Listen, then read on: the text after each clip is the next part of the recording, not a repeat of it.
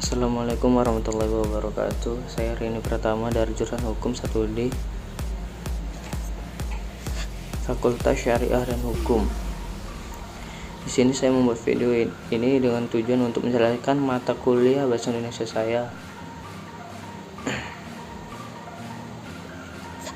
Baik, di sini saya akan menjelaskan mengenai hakikat dan fungsi bahasa. Pertama, apa sih bahasa itu? Bahasa ialah sarana dan bentuk dasar ujaran. Sedangkan menurut Keraf, bahasa ialah bunyi dan makna. Bunyi di sini yang memiliki arti getaran yang bersifat fisik yang merangsang alat pendengaran kita, dan makna ialah isi yang terkandung di dalam arus bunyi yang menyebabkan reaksi itu. Jadi kesimpulannya, bahasa itu ialah semua ujaran yang dihasilkan oleh alat ucap manusia dan memiliki makna. Hakikat bahasa. Apa sih hakikat bahasa itu? Hakikat bahasa ialah merupakan alat untuk berkomunikasi dan mencirikan dirinya serta membedakannya dari makhluk lain. Adapun pula sifat-sifat bahasa, yaitu pertama sistematik,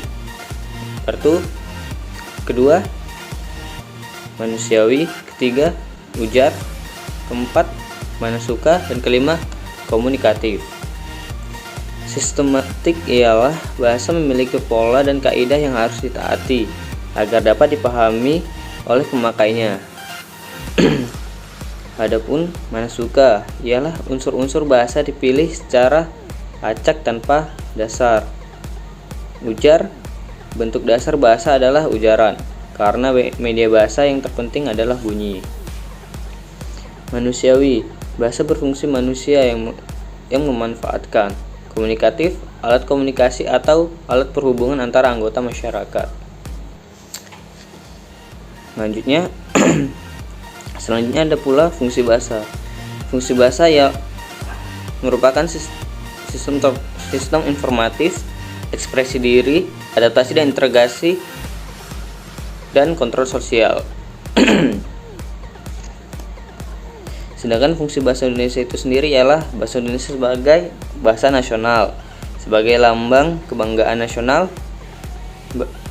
bahasa Indonesia sebagai lambang identitas nasional, bahasa Indonesia sebagai alat pemersatu bangsa, suku, dan bangsa, bahasa Indonesia sebagai alat perhubungan antar daerah dan antar budaya, bahasa Indonesia sebagai bahasa resmi negara, bahasa Indonesia sebagai bahasa pengantar di dunia pendidikan, bahasa Indonesia sebagai alat penghubung pada tingkat nasional, bahasa Indonesia sebagai alat pengembang kebudayaan, bahasa Indonesia sebagai sarana komunikasi, dan bahasa Indonesia sebagai sarana integrasi dan adaptasi, dan lain sebagainya, masih banyak lagi.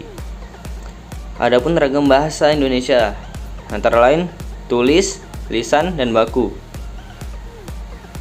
Ragam bahasa Indonesia secara tulis ialah terikat, struktur, dan ejaan. Ragam tulis lebih pada pengembangan akademik dan ilmiah. Sedangkan lisan atau retorika menghendaki orang lain sebagai lawan bicara, membutuhkan mimik, gerak, pandangan, dan intonasi. Sedangkan ragam bahasa Indonesia menurut baku ialah ditulis untuk kepentingan komunikasi tulis, diakui sebagai bahasa resmi atau KBBI. Adapun cabang ilmu bahasa antara lain fonologi, yaitu berkaitan dengan bunyi bahasa. Morfologi berkaitan dengan pembentukan kata, sintaksis berkaitan dengan penyusunan kalimat, dan semantik berkaitan dengan pemahaman dan pengembangan makna. Baik, itu saja yang bisa saya jelaskan pada video ini. Sekian dari saya dan terima kasih. Wassalamualaikum warahmatullahi wabarakatuh.